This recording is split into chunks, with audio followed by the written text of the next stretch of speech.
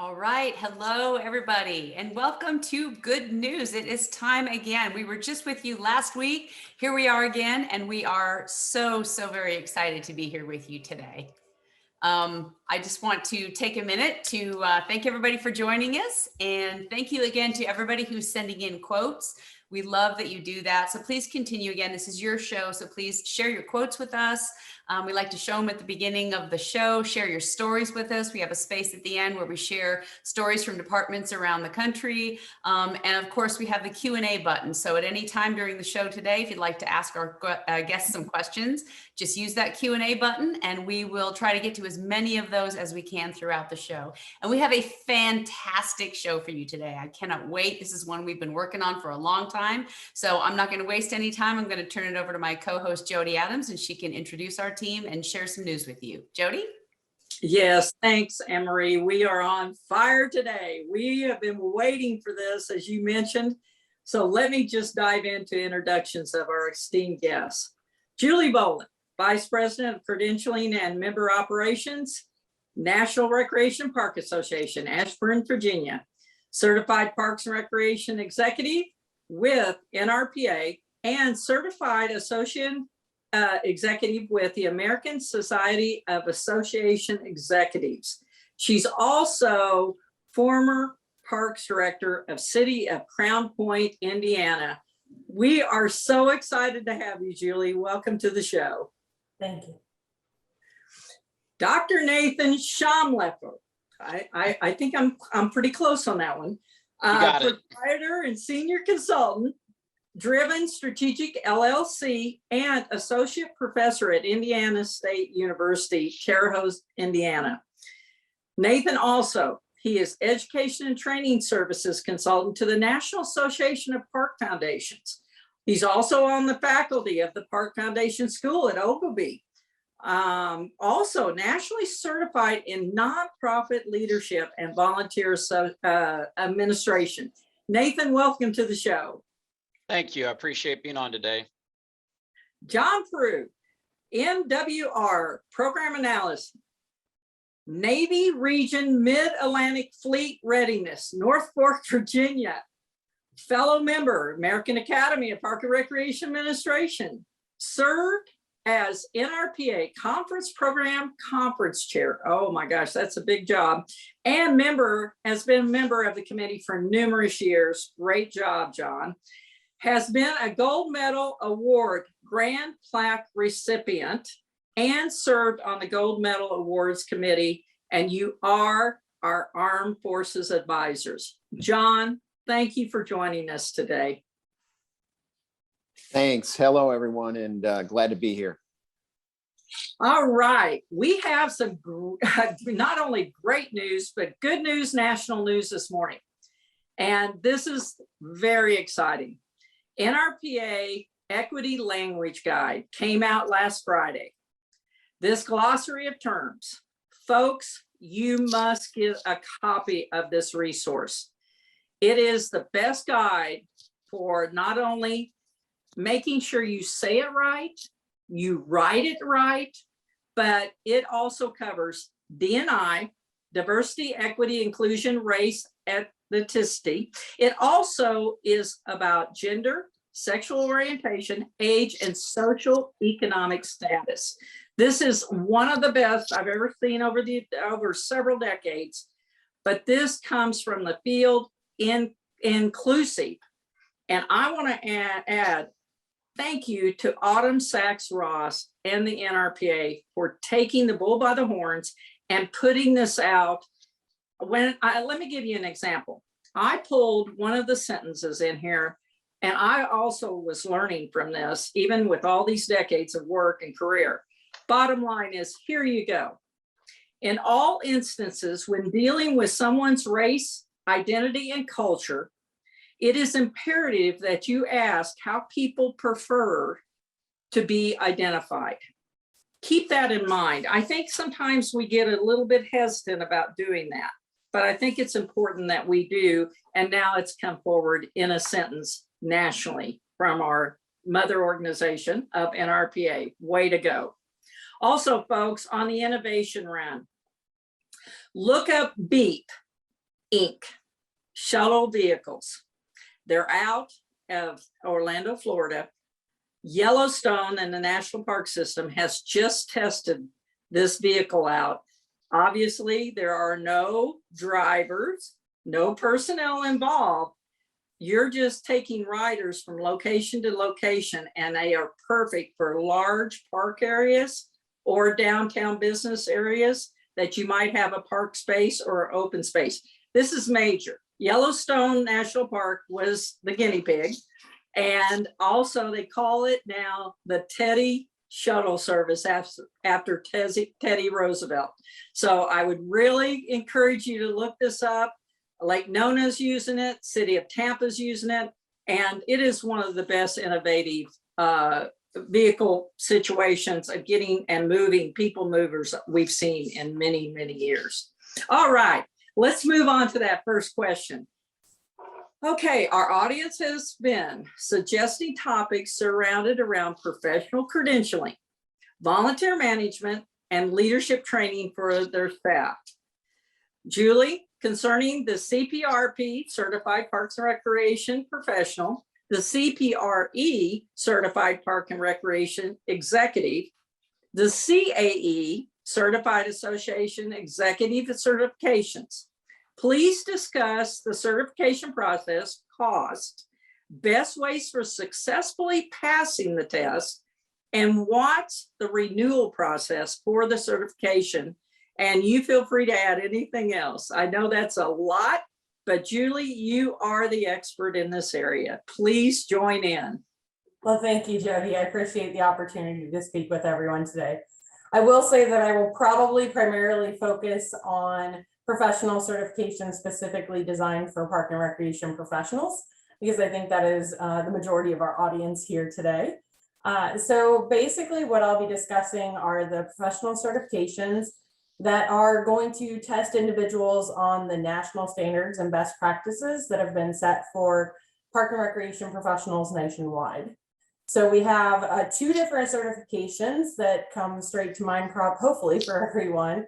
One of those is a Certified Park and Recreation Professional. So that is the CPRP, of which we have about 6,700 certified park and recreation professionals at this time. This professional certification is designed for entry to mid-level professionals. And basically the qualifications or eligibility requirements stem from education and experience. So an individual could have a high school diploma or equivalent and have 5 years of experience working in the field of parks and recreation, all the way through to having a student who's in their last semester on campus at a council for, I always get this messed up, Council on Accreditation for Parks, Recreation, Tourism, and related professionals. There we go. Or COAPART, the much easier way to say that, university program in Parks and Recreation. So the Certified Park and Recreation Professional examination is testing individuals on 5 different core competencies. And those core competencies include human resource, finance, operations, communications, and programming. So that kind of gives you a good idea of the level of questions that are coming up from that program. And then to move on to our next certification, professional certification for park and recreation professionals, it is the Certified Park and Recreation Executive Certification. Now, this certification program is designed for mid-level to executive level professionals. And hence the requirements or eligibility requirements are a little bit more strict. So you actually do have to demonstrate that you have the knowledge of a CPRP. So you do have to maintain a current CPRP certification. And then you also have to have a bachelor's degree with 5 years of professional full-time experience. And it has to be manager level experience in order to qualify. Or if you have a higher level degree, you can also qualify with fewer years of experience. Relating to the core competencies, you're really going to hear some similarities.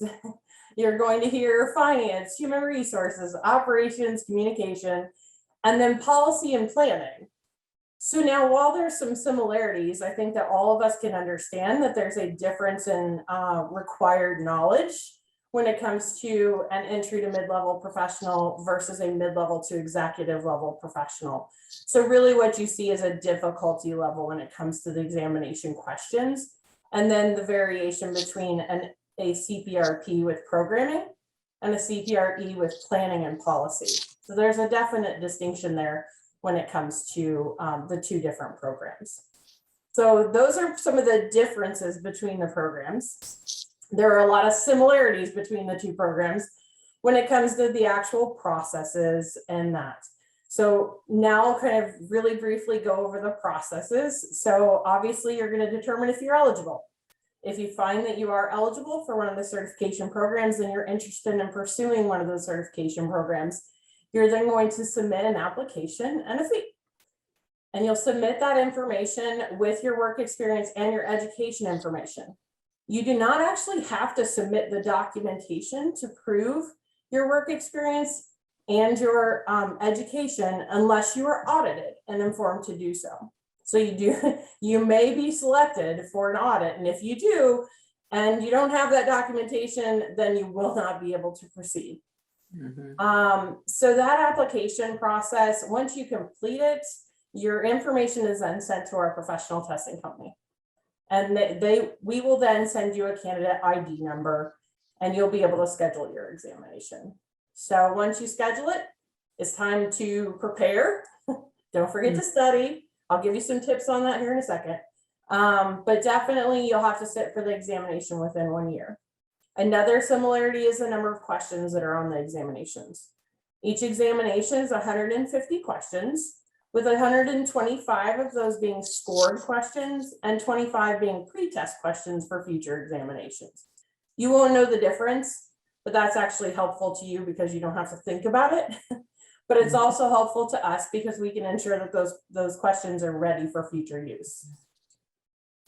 And so with those 150 questions, you have 3 hours to complete the examination. So fees, there are a lot of fees here, so I will quickly run through them. You are welcome if somebody is interested in getting information or being able to access additional information at the end, please feel free to ask the question and I'm happy to post a web page and an email address which you can use. But basically the fees are for CPRP, and I am reading these, I will admit, I can't memorize all the fees. So the CPRP is $250 for students, $270 for non-members, and then $314 for $270 for members and $314 for non-members. For the CPRE program, you are looking at $345 for NRP members and $404 for non-NRP members. If you're interested in pursuing the CPRE certification, but you have yet to achieve the CPRP certification, so you know you meet the qualifications of both programs, we do actually have a dual application, which is an amazing offering. And basically you'll have to sit for both examinations within 1 year, but it is less expensive option. So it's $455 for NRPA members and $495 for non-NRPA members. If you have a lot of people who are interested in the certification programs and want to pursue certification together within your agency, we actually have agency discount applications and university discount applications that you can submit. So the more people you get intrigued and together and study together, the cheaper it gets. So that's always a plus. A couple of recommendations when it comes to passing the examination. The thing that I always tell everyone is remember that we are testing, that the tests are designed to challenge you about national standards. So you need to remember they're about the national standards. So what you are doing in your day-to-day operations may not align 100% with the national standards. So you can't go into the examinations assuming that the knowledge that you have from your organization, even if you've worked at multiple organizations, is going to help to get you successfully through the examination. You really do want to study for the examination and study those national standards. And it also can help you when you go back to the office and need to evaluate whether you're doing the best practices within your office or could possibly make some change. Study all the core competencies, because again, if you're in recreation and you're tested on recreation, if you're not doing the national standards or not demonstrating national standards within your organization, you are going to be tested on it, and so you may not be successful. So be careful with that. Moving on to renewal. So obviously, once you achieve certification, congratulations, you will then have to renew your certification. And that renewal is based off of a time frame of either 2 years for certified park and recreation professionals or 3 years for certified park and recreation executives. And in those 2 years or 3 years, you'd have to obtain 2.0 CEUs or 3.0 CEUs respectively. There's also an opportunity to something to keep in mind. There's something called professional service experience points. Those professional service experience points can also help to achieve your CEU requirements when it comes to renewal. So it's an opportunity for you to give back to the field of Parks and Recreation and your fellow Park and Recreation professionals, and also gain renewal CEUs, or at least equivalents. And then, so that's a little, I guess that's a really fast overview of the Certified Park and Recreation Professional and Certified Park and Recreation Executive programs. Nrpa also has 2 occupational certifications.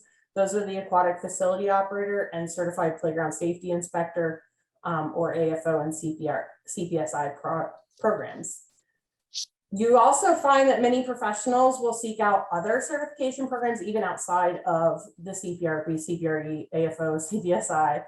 And so just to briefly touch on those, you heard Jody mention the CAE, so the Certified Association Executive is one that is often pursued by association professionals. Many of you may have heard of the Certified Therapeutic Recreation Specialist. There's also the Certified Pool Operator. So there's a number of different certifications, and I know my fellow speakers will review some of those as well. So just want to say thank you for the opportunity, and please let us know at Nrpa if you have any questions about the professional certification programs mentioned today. Julie, great job. I'm so glad you clarified some of the information in detail, because we have had these questions. And I think what's great too, I just saw this morning on the network, and I'm sure you did too, about Maryland Recreation and Park Association. Our associations are doing a great job of promoting, and they were talking about the CPR and the Learning Center and actually offering it through their scholarship committee. So we'll talk a little more about that later, but I just want to say thank you so much. But you know, CPRP and CPRE are always on our mind, and many of our jobs are saying, hey, you know, it's a preferred. So yeah. I don't think we ought to discount it. But again, Julie, you do a great job. Thank goodness you've been the practitioner and you are leading this area for Nrpa. Fantastic. And Julie, there's somebody, we did have a question from somebody in the audience there that's asking you to share that contact information if you could do that. So if you wouldn't mind responding to that, that'd be awesome. Happy to do so. Thank you. Perfect. Nathan, please talk about the Council for Certification in Volunteer Association and Certification in Nonprofit Management. The certification, we need to know about the process, costs, best ways to successfully pass the testing again, and the renewal process to keep that certification. And if you would, Nathan, think about giving us a couple of examples of departments that who the personnel are certified with the CCVA. Nathan, it's all yours. Sure. Well, thank you. I love these conversations about our alphabet soup. I think it's important in general to recognize that your needs for professional development are going to change across your career, and recognize that as you earn new ones, you might let old ones lapse, that you can't possibly, and unless you have an endless budget and an endless amount of time to be a professional development specialist, there's just not enough time in the day to maintain all these. And so you're going to have to set goals depending on the direction of your career and the track of your career to figure out which credentials to let go and which to pursue next across your career.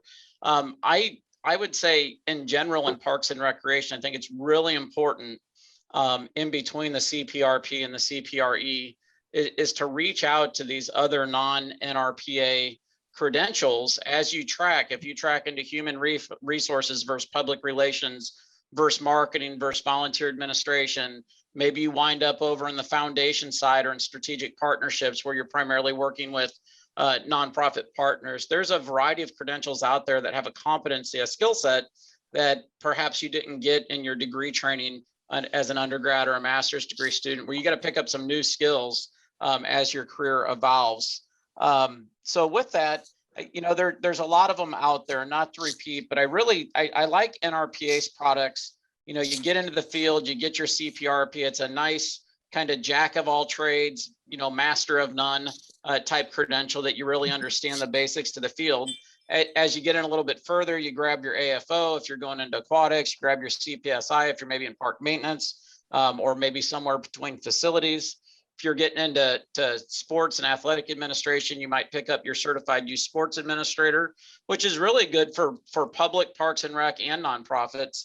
And I think what you're going to find is some certifications are clearly for public parks and rec, and then some are just good for public services and nonprofit services. And I think you see that with the strategic planning professional, the SPP credential, as well as the CVA. The CVA is the certification and volunteer administration. And there's not a lot for as many volunteers as we manage in Parks and Recreation. There's very few folks in Parks and Rec proper that really know that credential exists, that there's peer-reviewed journals, that there's professional associations and conferences for the field of being a leader or manager or coordinator of volunteers. Now, it does jump out. I will mention Yvonne Dunphy and some of her colleagues at Five Rivers Metro Parks in Dayton, Ohio, and their volunteerism department are CVAs. And so it's great to see some of our park and recreation professionals in mainstream local park districts and park and rec departments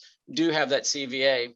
Recently connected with somebody on LinkedIn from Banff National Park and Parks Canada, and her title is Leader of Volunteers, and she's a CVA. And so a lot of crossover between nonprofit volunteer management and public sector volunteer management. It's really the same process, and that's just a great, if you're getting in to special event planning or running a volunteer department as alternative revenue comes up, volunteerism is a form of philanthropy. We don't have to just raise money to pay staff. We can really engage volunteers to bring diversity and also to reduce our operating budgets. The CVA is offered, and that's the one credential I really want to promote today. There's only about 1,400 in the country. It's an international credential, and it's a process. It has been streamlined. It used to include an application fee, test, and basically a portfolio that included 3 papers that you had to respond to. One about a kind of a case study, and another one was related to applying the CVA professional ethics for volunteer administration. There are a lot of changes in the world of volunteer management. Our journal has changed its name to Engage, and really recognizing the differences between managing volunteers and engaging volunteers. It sounds like a simple word change, but it's significantly different and philosophically in how you deal with volunteers. There's a lot to volunteer management, and you can kind of learn it through the School of Hard Knocks in Parks and Rec, but really taking the time to engage with this kind of sub-profession of volunteer engagement is an important one. And I think there are a lot of Parks and Rec professionals that would be really, really well served to take a look at the CVA. Their website is cvacert.org. And FISA, their executive director, is very eager to get more park and recreation professionals into that certification process. And I'm not encouraging you to do that instead of your CPRP. I'm encouraging you to do that on top of or next to your CPRP. So I hope that helps. A few others that I'll throw out is thinking about that mid-career between the CPRP and the CPRE. If you're going to really focus on program directing, I really know there's a strong need for certification and program evaluation, which is really being done through universities right now, as opposed to professional associations. If you're in marketing, the American Marketing Association has a professional certified marketer. If you're in the field of HR, I'm sure you're probably aware of SHRM, but the Society of Human Resource Management, they have the SHRM CP, the certified professional, and then they have the SHRM SCP, the senior certified professional. For those of you doing more with public information, crisis communication, PR, and marketing, PRSA, the Public Relations Society of America, offers the APR, which is the accreditation in public relations. Think of that as certification. That's an individual credential, not an agency credential, even though they use the word accreditation.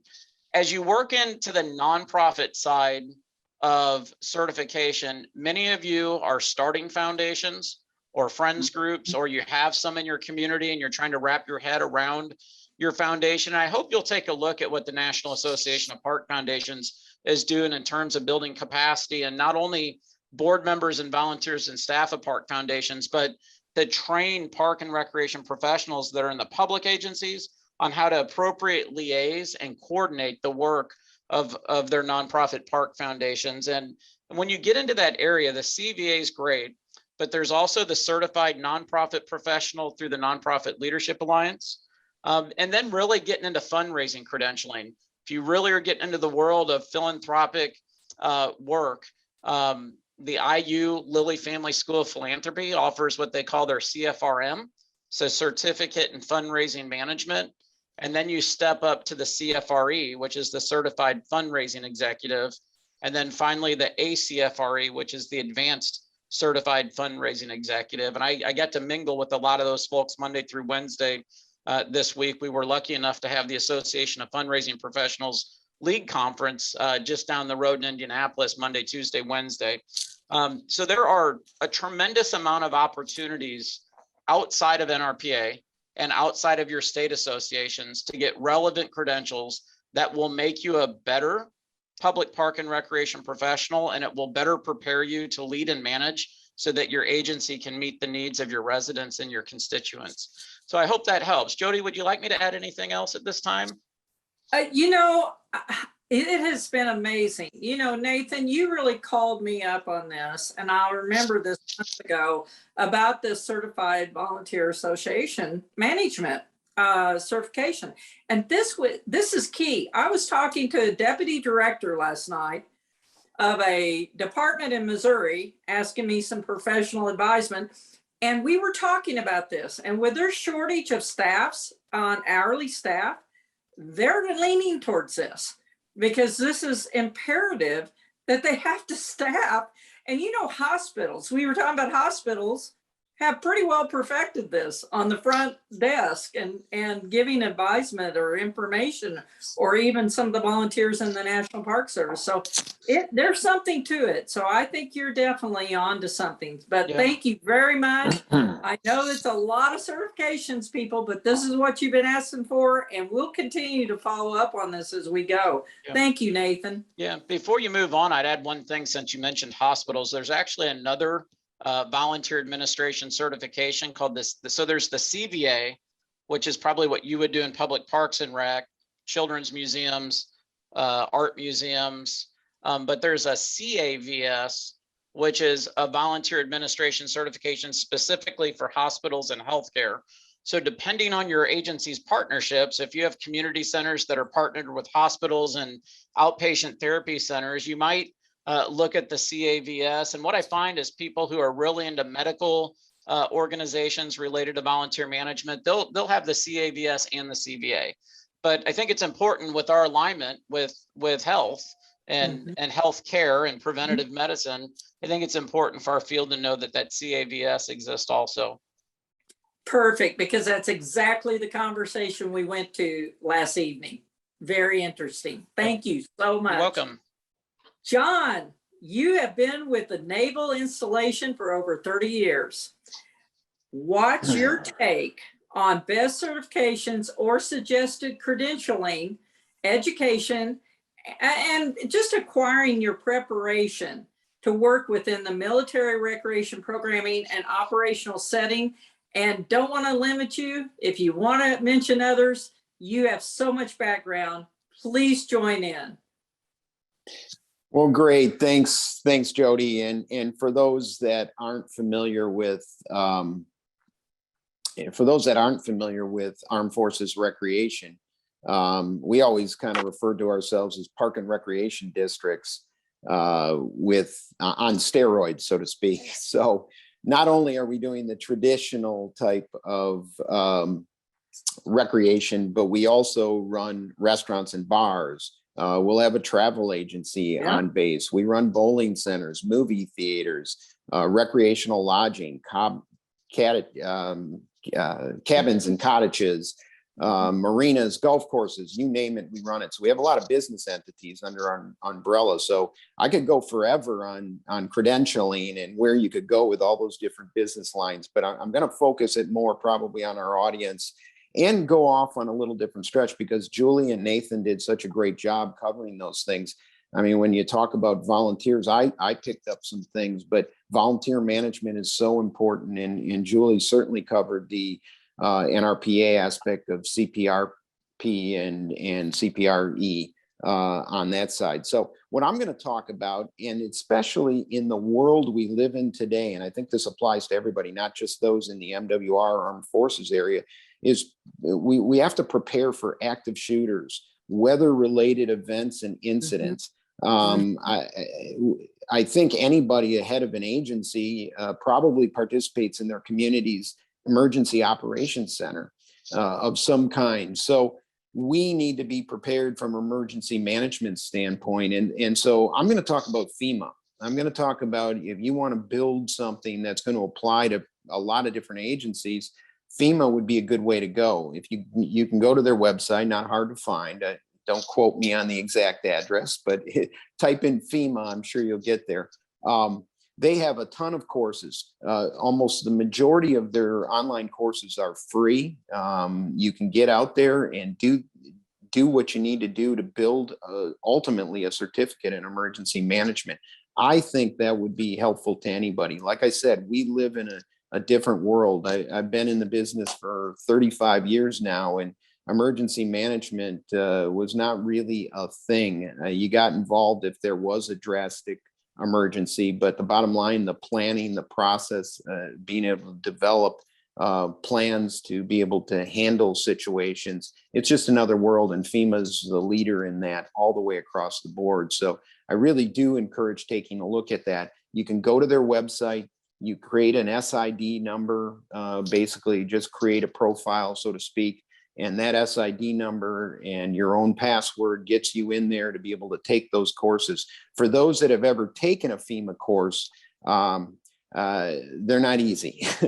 Take notes, go through them. They're detailed tests. If you casually try to go through their course and take the test and pass, you won't pass, trust me.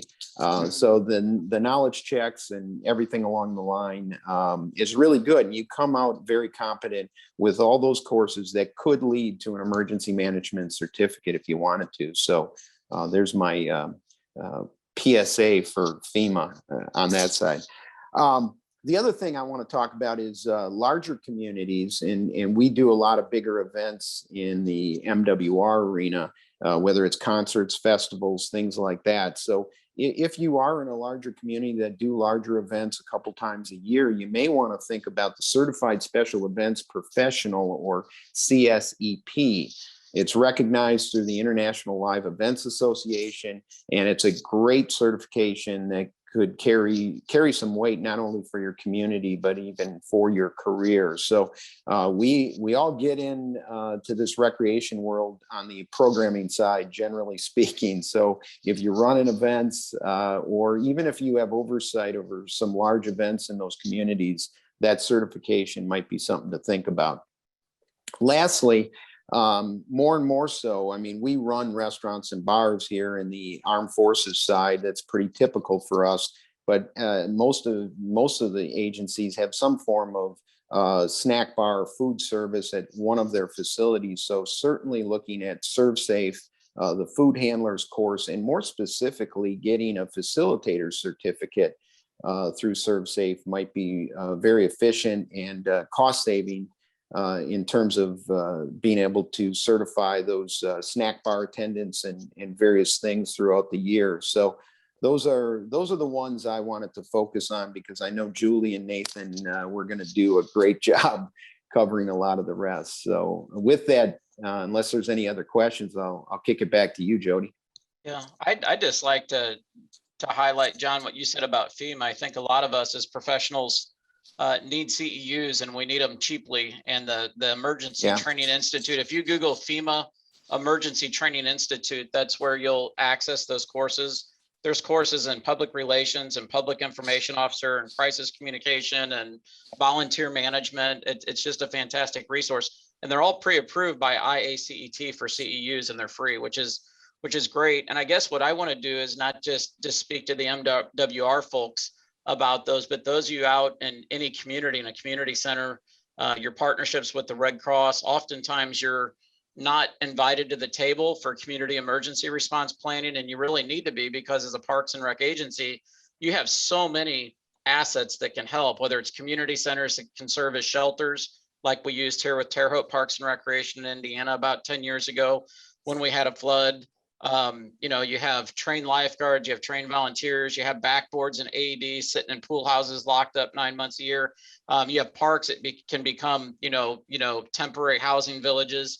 You really are a part of community emergency response, and you're really never invited to the table. And so getting some of that training is really tremendous if you're in a municipal or park district setting.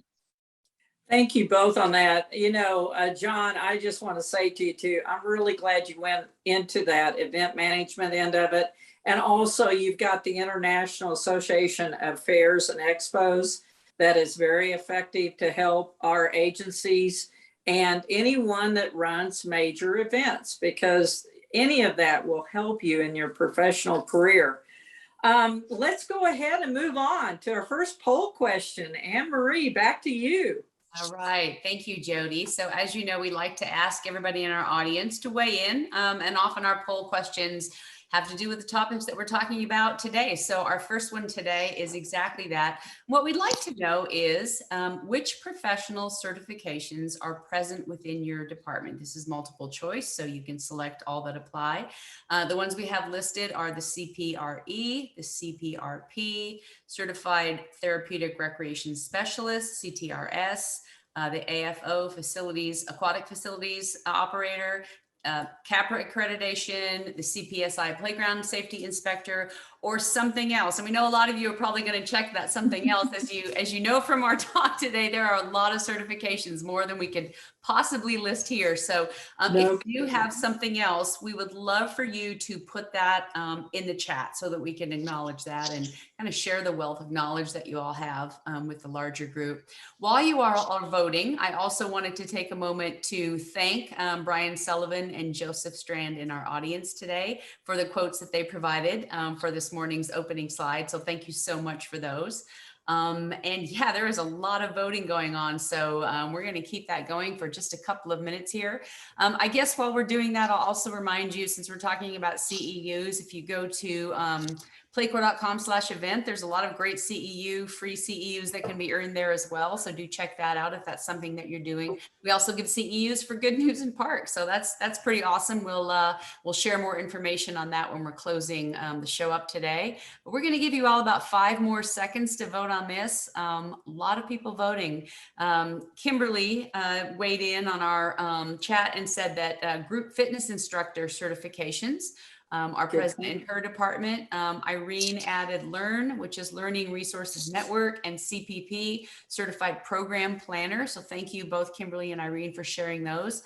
And we're going to go ahead and end our poll, and we will share the results with you. CPRP, no surprise there, really. That is a great all-around certification. Great to see that so many people have that one in the audience. So thank you. But a lot of variety there as well within. So pretty exciting stuff. And again, just because the poll question is over doesn't mean that you can't share your thoughts on something else. If you are one of the 23% who chose that, we would love to hear about those. And I will turn it back to you, Jody. Oh, that's fantastic. Thank you for that voting, because that's a very important information for the show, but for our overall audience to know where we are within our relevancy of the field right now. All right, question number 2, panelists. All of you have acquired various national and international certifications over the years. 2 parts. As seasoned professionals, what career advisement would you give up to up-and-coming career-seeking young professionals as a best method or a best practice on how to determine which certification to seek and acquire? And then the second part will be, what national schools conferences would you suggest for all field professionals to attend, in what order? I know this is a lot, but you can handle it. And then if there's a cost issue, is there some vehicles for scholarships or funding avenues that are out there for young professionals? So I'm going to go ahead, and Nathan, we're going to start with you on this question. All right, no, that's good. And so I guess I'll share some of my philosophies on career development. My first one is, you need to be happy, and you need to have good work-life integration, and you need to be taking care of yourself. Our profession is a really long ultra race, and you can't sprint it. You know, you have to have self-care and know that self-care is not selfish. And you need to really clearly identify what your current strengths are and what your weaknesses are, and look for positions that are going to maximize your strengths and minimize your weaknesses. We all have weaknesses, but we have to find the right roles in the right organizations where our strengths are maximized and our weaknesses are minimized. And recognize that to be a successful professional, it's about being impactful to the people you serve, not necessarily climbing to be the CEO or the executive director. You don't have to be on the top of the pile to be successful. You need to be happy, healthy, using your skills and making an impact. And when you can really identify strengths, weaknesses, and how you're best at being impactful, and that makes you happy and keeps you healthy with good work-life balance or integration, then I think you really set some goals with a mentor.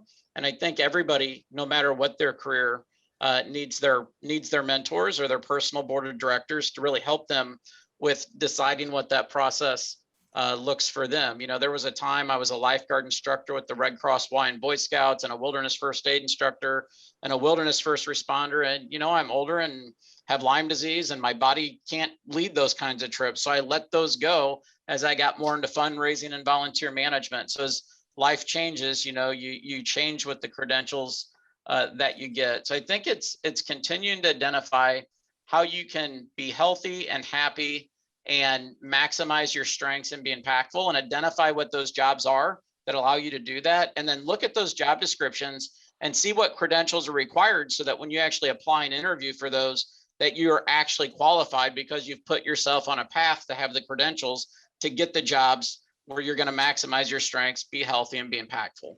So I think, you know, that's kind of maybe a global answer, and I hope not a cop-out, but really that's how I approach my career and have matured into that. I would say from national schools, I like schools and certification programs as opposed to just your general conference, just because you do more with less. When you go to a school like the Park Foundation School or Director's School out at Oglebay, or you get into a certification program, you're really going really deep with less content, as opposed to going to 25 sessions in 4 days and you're getting 40 minutes here, 50 minutes there on 10 or 12 different topics. So I prefer to invest in my own professional development. I like to go into the areas where I can get deep into a topic and actually get something that goes on LinkedIn and goes on my resume that's going to help me either attain consulting clients in my consulting career, or help me academically be a better teacher and instructor and researcher. So there are some good schools out there, and I would push you beyond Nrpa and Oglebay schools. There are some great professional development opportunities that just really exist across the field in public administration, and mingle with mayors and mingle with public health, and get out of just going to parks and recreation conferences and schools, and get into the conferences of our allied fields. Go to a fundraising conference with the Association of Fundraising Professionals.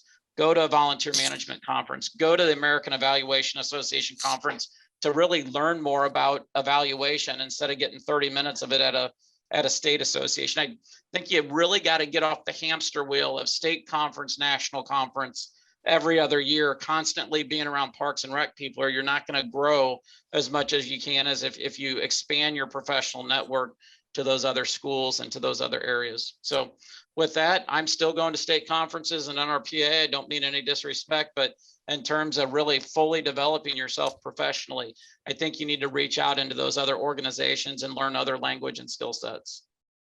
Absolutely. And we all have different cases. We are in different roles. So we need those different advisement besides our real focused, just the ones that we know we need to get.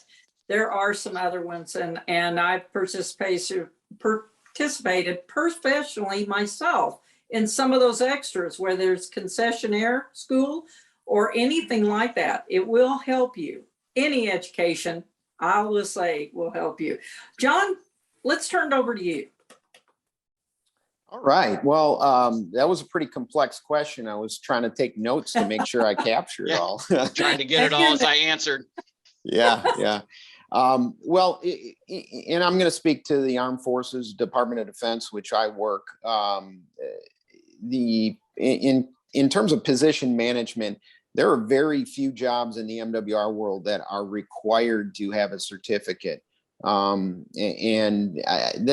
to me, that's a little unfortunate, but that's just the way position management works with the federal government.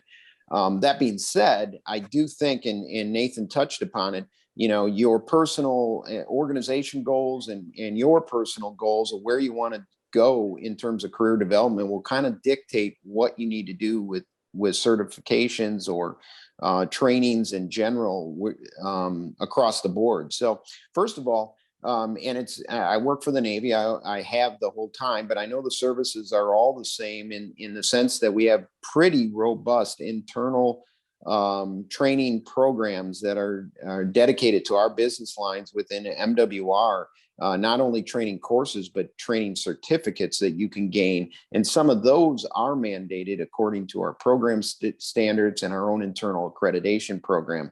So again, very internal to Armed Forces, but those internal certificates will drive you. Now, additionally, I think there's some great things that can be done, and Nathan talked about this as well, is finding a mentor who's tied to the industry that you're in. And with the MWR world, a lot of us are closely tied to Nrpa and the Parks and Recreation world. I think they will direct you. Your mentor can potentially help you kind of steer you in the right path. Where do you want to go? What do you want to do? Here's the marks that can enhance you. It may not be mandated for the next job you're looking for if you're looking to stay in Armed Forces Recreation, but maybe you're looking to jump back into the Parks and Recreation world. I think you can have that path going in there. So one, our internal certifications through the services, I think are good, but some of the other schools and marks that you can hit would be, one of them I want to mention specifically is the event management school that Nrpa and IFEA has. Outstanding school. And I've had a close connection with IFEA for many years, obviously Nrpa as well. And we were involved with a major festival, and we put our name in the hat for the Pinnacle Awards to the IFEA.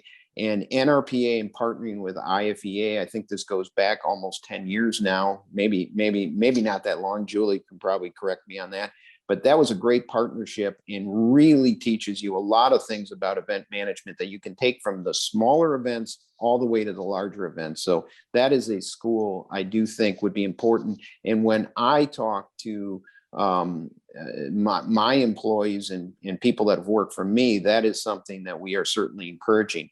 The other one is Revenue Development and Management School through Nrpa.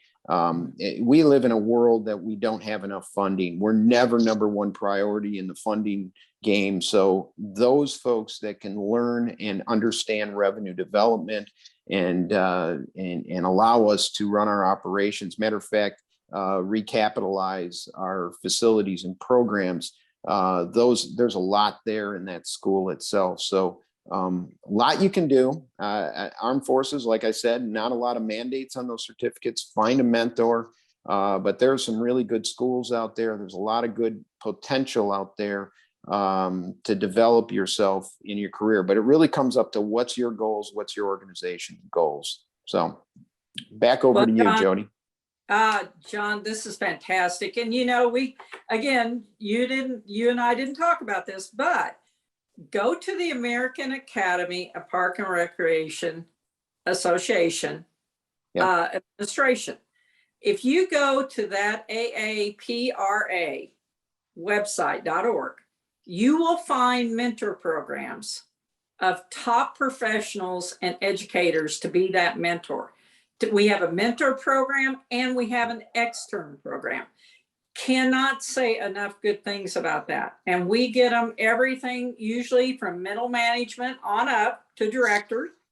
But you know what? Don't hesitate to apply. But John, you and I are involved with that. And that is one of the best. I've seen some of our best executives come out of that. Yeah.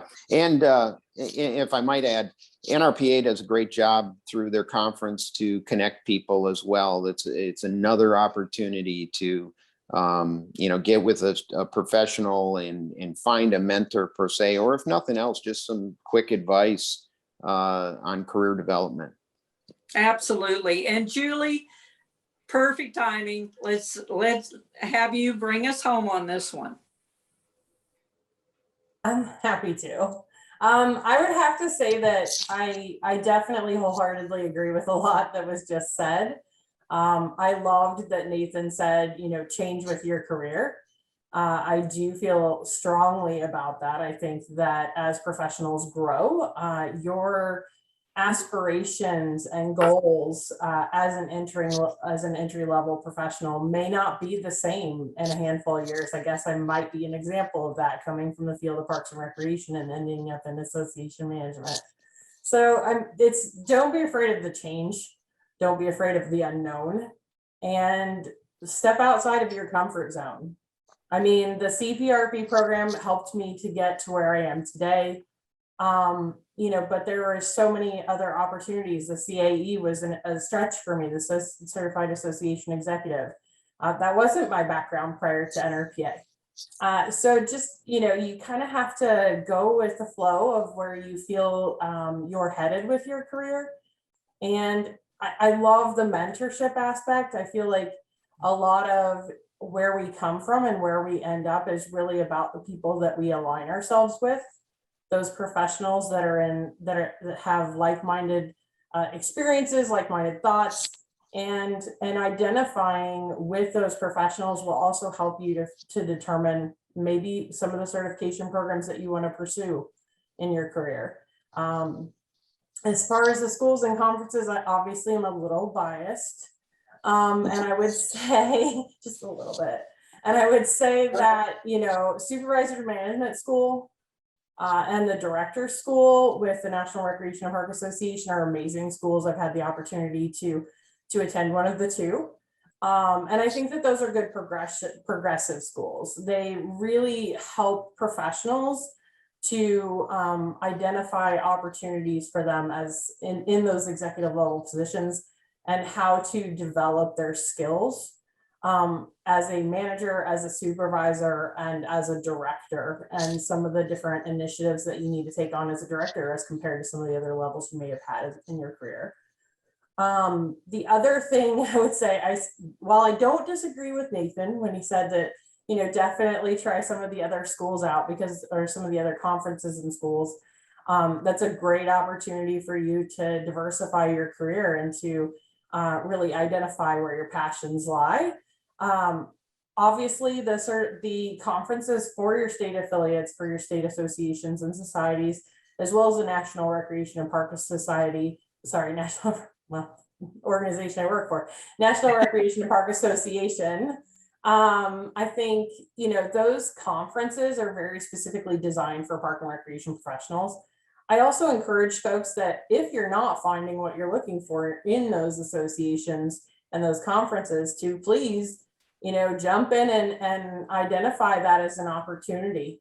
for future conference sessions, because I think that that's an opportunity for you to give back to the field, for you to identify, where professionals continue to diversify and get our seat at the table, make sure that professionals are there and being recognized for all the hard work and effort that's put in. I know that you asked a little bit about scholarships. We do have scholarships for some of the programs that we offer, like Director's School. I'm thankful to like organizations like Toro for that. And then also we have the state affiliates will sometimes have certification offerings, discounted offerings. And then we also have the scholarships and fellowships for this Nrpa conference. So those are just some opportunities that come to mind for me. Well, Julie, thank you for wrapping us up, because there's two scholarship opportunities I want to share with you through the American Park and Recreation Administrators. We have scholarships opportunities through that vehicle. But you know what? The state associations, oh my gosh, I couldn't believe how many scholarships are out there through our state associations to help us attend Nrpa or schools. This is fantastic. And I've been a reference sometimes, or even a nominator for these scholarships. So, we get a lot of input from small departments or one-person departments, besides obviously the urban departments that attend the show. What's great is there is a way, and you feel free to get a hold of us, even through PlayCore, Game Time, Anne-Marie. You get a hold of us, Julie, Nathan, or John. You get a hold of us. We'll get to you one way or another to help you. That is what this is about, is for us to help you and encourage you in your careers. And not only that, let's move to our next set of poll questions. We got two of them, right, Anne-Marie? Jody. Oh, you're on mute. Before we go to while we're going to the poll, can I add a few other opportunities for funding, Jody? Sure. So some other, rocks that you might want to turn over to fund your professional development is, first and foremost, work with your park foundations and friends groups. Raising money for professional development for the park and rec staff is well within the mission of most park foundations and friends groups. And so that's right there, in your neck of the woods. Also, many of you have community foundations, and they often have professional development lines for community professionals. So you might want to Google your town's name if you're not aware if there's a community foundation or not.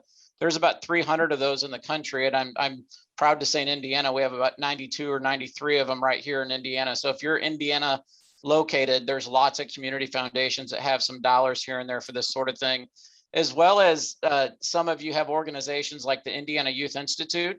It's a youth development organization. It's an intermediary organization. They don't serve kids. They serve those who serve kids. And we get a few park and rec professionals there, but it's mostly nonprofit and government folks other than Parks and Rec.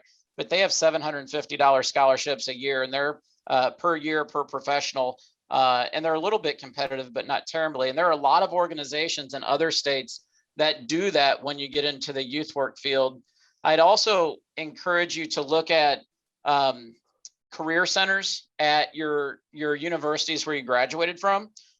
Universities are doing more for lifetime education and to engage alums and to provide career counseling and development services through your career center in partnership with your alumni association. And so they might be doing some things there if you haven't reached back out to your alma mater, or even a university that you didn't go to that's close to where you live and work now. They might actually have partnerships with municipalities that you work for professional development. So just some really good opportunities to get some of this stuff at a lower or even free rate. Well, Nathan, you nailed it. And thank you for that additional information, because again, this is what it's about. We've got to help that professional. And please connect with us even after the show to do so. Okay, Anne-Marie, to the poll questions, two more. All right, let's do it. So what we would like to know, next one about certifications as well, is how do you make your decisions on your personal certifications? Are they required by your workplace? Is it for self-improvement and just looking to increase your knowledge? Are they financially supported by your workplace? Are you just mainly working to build your resume? Or is it something else? Again, we cannot begin to imagine all the reasons that people want certifications. There are a lot of great ones. So if we haven't listed your reason up here, please check something else and then add that in the box. While you're all voting, I will note that Tim brought up a great point on our last question for certifications that are present in his department are the various Red Cross certifications. They have a lot of great safety courses and, even instruction courses on how to be an instructor. So there's some good resources there for you all to check out if you're not aware of those. I know everybody kind of thinks of their CPR and AED training, but they actually have a lot of training just beyond those courses as well. So thanks, Tim, for that input.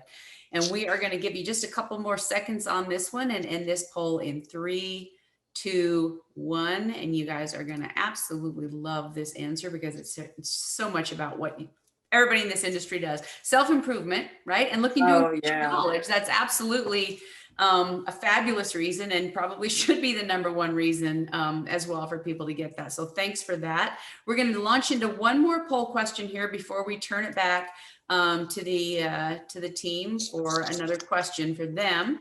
And that question is, so if you're not getting certifications, what might be holding you back from that?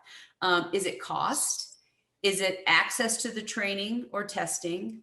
Is it a lack of self-confidence that you are going to successfully acquire the certification? Is it too demanding a process to retain certification? Difficult time obtaining CEUs or time for that or something else? Or literally something else. And again, if it is something else, please do share that with us. So Brian on our last question said his something else was they get certifications or he gets certifications to support professionalism in the recreation field. Great answer, absolutely. And Maureen said similar, to support the profession. So great answer, absolutely. All right, we are going to give this one just a couple more seconds here before we end the voting. We'll do that in 3, 2, 1. And cost, interestingly enough, was the #1 answer on that one. A little bit with some too demanding, a few something else. We'll let those folks respond if they want to in the Q&A. But cost, definitely the biggest barrier on that. So I think that was great and timely with the resources that Nathan shared for funding. Good information there that you guys can use. And with that, I'm going to go ahead and turn it back to Jody. All right, man, that is great information. And I hope that helps all of us that are either involved or in charge of certifications or involved with those certifications. All right, question number 3. This one keeps coming up and it's a little bit off edge. So here you go. Our audience is still researching. Where are you in your workplace with COVID and everything's still going on? Are you in person? Are you blended in person or virtual? And are you requiring vaccinations? We really needed to bring this forward because this keeps coming up on all our evaluations. So at this point, why don't I just turn it over to you, Julie? Let's start back with you. So for the National Recreation and Park Association, we actually are primarily a remote workplace. So we do primarily work from home, but we do still have the office, obviously, and we still have a number of professionals that require the use of the office. So there are still some functions that are operating out of the office place. As far as requiring vaccinations, no. Obviously, as we addressed the concerns of our conference, our annual conference, it was, there were certain aspects that we had to take into consideration when it came to individuals that were planning to attend conference. So just like all the professionals that were attending conference, they had to follow the exact same guidelines, either having the vaccination or doing the testing. So that's kind of where the National Recreation and Park Association's at. I think from what we're hearing from the field, it is a little bit of a mixture, that a significant number are back in person. I think there are a lot that didn't leave being in person, and that goes back to those emergency response needs of the communities that they serve. And our professionals are serving so many different needs of their communities. And so I think a lot of them didn't go to a virtual offering. But I think some of the office workers and things like that were able to kind of take a little bit of a different route did take advantage of that. But it seems like folks are slowly but surely moving in the direction back into the field, depending on the position that they play. Excellent. You know, Julie, you all did a fabulous job with the conference. It was amazing how you pulled that off. Way to go. Yeah. We needed that. We needed those opportunities, whether in person or virtually. You pulled it off. And amazing team doing it. I cannot. That was well, not on me. That's a whole team in themselves. Yeah, Amanda Hershey and all that crew just did a great job. You just need to know that. John, let's go to you, and then Nathan, I'm going to have you finish up. But John, let's go with you now. Yeah, for the Department of Defense in which I work, we're kind of blended at this point. The Department of Defense kind of has health protection condition levels that they announce, or we call them HPCon levels. We love our acronyms. And they go from A to D, meaning A, you're in good shape. D, that's not good. And currently there are a few bases specifically in the region I'm involved with. We have 14 bases over 9 states.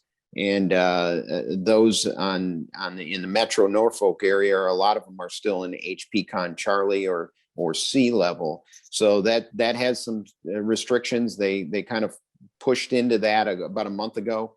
And so we have smaller groups coming in. We have capacity levels. We have very detailed reset plans that we're dealing with. So at any given time, we're kind of moving things around. Most facilities are open.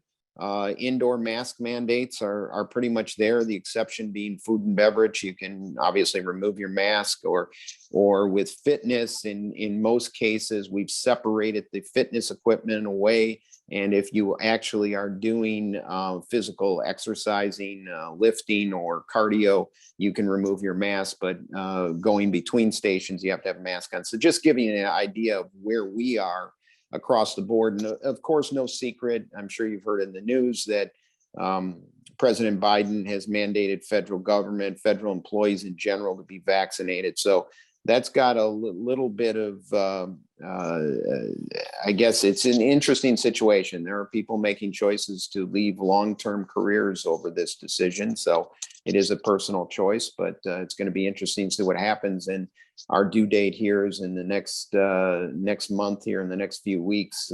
People need to make those decisions. So interesting times with the Department of Defense. Back to you, Jody. Oh, absolutely, John, because again, I think this question is why it's coming up, because departments, cities, counties, district, they're trying to make that decision. Do they go with the required vaccination or not? And where are we federally and all the way from our local up to federal? So thank you so much, John. Let's take it home on this one too, Nathan. Sure. I'm not sure how relevant to the crowd on the call, but in higher education, it's ebbing and flowing depending on the state you're in, just like many of your situations with municipalities and local government. I think you saw some universities come on really strong back in July and August that they were going to mandate mask and vaccines. Got a lot of pushback from faculty, staff, students, alums, and I may be misspeaking, but I think it was Indiana University who required it and got sued. I think it went all the way to the Supreme Court that they had the right to mandate mask and vaccines. And I think once that's settled, it seems if many universities are making those decisions for January, where here at Indiana State University, where I'm at today, we had a mask mandate all fall semester, vaccinated or not, and then vaccination was still a choice. If you're vaccinated, you get out a reporting each day, and there's a few other incentives. They're giving away, some gift cards and prizes, trying to get people to report their vaccination records to the university. And then there's a testing requirement if you're not vaccinated that you have to test regularly, but we're on campus and some classrooms allow social distancing and some of the facilities just aren't, and quite frankly, being on Zoom and having Zoom college is an enrollment issue. We're seeing declines in enrollment even before COVID, and then COVID really, kind of pushed things over the cliff. So, getting back on campus somehow, some way back this past August was really critical to enrollment. And obviously that means really critical to revenue. Come January, I know here at Indiana State, we're going to maintain our mask mandate and they're requiring vaccinations, or I think there might be a bit of a loophole on test every week or something, but it's certainly clamping down, not loosening up is where we're at universities, the way it seems. I would say in my consulting work with my clients, I think they're, across the board, a lot of remote work still, like Julie explained, and, a lot of parks and rec, YMCA's, nonprofits, it's kind of wishy-washy. A lot of people still working remotely, few on site, a lot of hybrid. I've heard high flex is the new word, hybrid and flexible. That's the new HR term, a high flex work environment. So it seems to be holding steady there from what I'm seeing. Nathan, that's interesting. I'm going into 3 departments next week with county and city, and they have mask mandates still, but they are going in person. So it's going to be very interesting, and we'll just feel our way through all this together. Right. So that's why we're going to continue to bring it up as our audience feels it's very relevant to continue that conversation. Well, I'm going to turn it back to you, Anne-Marie, to kind of finish us up, and then we'll do some final comments. Absolutely. So we've had a few more just comments from the audience on the last question about what may be holding them back from certification. I love Thomas. He said nothing. He just certified a CPR. Nothing's holding Thomas back. I love that. We've had some questions with folks who their organization either doesn't value them, or they don't have support. They don't feel they have support to do that, or just some issues with some of the processes. So again, thank you guys so much in the audience for commenting. We love to hear your thoughts on what's going on. And then I do want to just share one final presentation with you guys here. We always have this little section at the end called sharing your good news. And this is where we reach out to our audience. You'll get this as part of your survey, which we'll talk about in just a second, to share what is going on in your department so that we can share that out with everybody. Good news is happening everywhere, not just with our panel, but every day out there in lots of departments. And so if there's something going on, please let us know what that is so we can share it.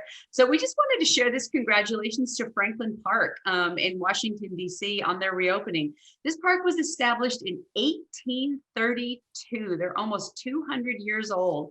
And they recently reopened after a big renovation that includes an expanded and restored fountain plaza. You can see that beautiful fountain plaza that they have there, a children's garden, a lot of new accessible features so that the park can be enjoyed by everybody, enhanced lighting, seating areas for gathering, and a really beautiful green space. So just taking a second, I wanted to, congratulate everybody there at Franklin Park, and, good luck on your next 200 years. That's just amazing that this park has been serving people for 200 years. So congratulations on that. And then I just wanted to share the information. Again, there is our QR code if you want to take the survey for today's show. As a reminder, that survey will be emailed to everybody that registered for the show at the email that you registered with. So you can either scan or you can take the survey that way. That is how you get your CEUs. But also as part of that survey, we'd love to hear from you on future shows that you would like to have, future show ideas, quotes for the beginning of the show that we share. Those all come from everyone in our audience. Good news, so we can share that in this segment. There's a lot of other opportunities for you to contribute as well. So please watch for that. And then there are 2 more shows this season. We have been renewed for 2022, so we're super excited to announce that. But 2 more shows this season, November 11th and December 9th. You can register at Playcor.com season 2.